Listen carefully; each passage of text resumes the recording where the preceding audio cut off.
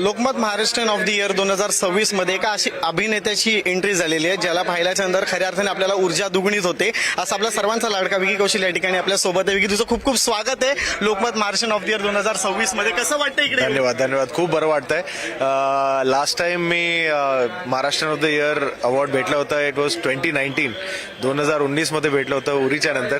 आणि त्यानंतर मी आज 2026 झालंय आणि मी आलोय. It is always feels like a huge honour. और मैंने तभी भी बोला था की माझी कर्मभूमी जन्मभूमी महाराष्ट्रच आहे.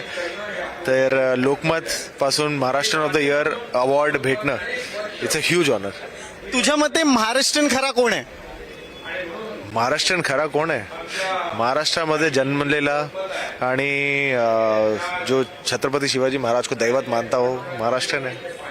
बरं विकी कौशल, आता म्हणजे तुझ्या ह्या सिनेमानंतर इतकी लोकांची प्रसिद्धी आणि लोकांची या ठिकाणी तुला पसंती मिळाली आणि ह्यानंतर असा कुठल्या एका मराठी शौर्यगाथा गाजवणाऱ्या एका महान थोर नेत्याची तुला भूमिका करायला आवडेल?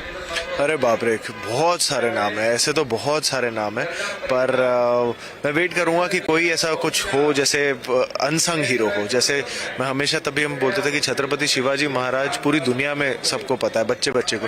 छत्रपति संभाजी महाराज हम चाहते थे कि महाराष्ट्र के बाहर दुनिया भर में ये कहानी जाए. तो ऐसी अगर कोई कहानी आएगी तो मुझे बहुत अच्छा लगेगा. बरं विकी कौशलला मराठी सिनेमा करायला आवडेल का? अरे मला आवडतं मराठी सिनेमा, खूप आवडतं मला. एखादा करायची संधी आली तर करशील? कोणत्या दिग्दर्शकाबरोबर काम करायला आवडेल? मला नागराज मंजुले, अविनाश अरुण सगळे. थँक्यू सो मच तू या ठिकाणी येण्यासाठी. खूप खूप धन्यवाद.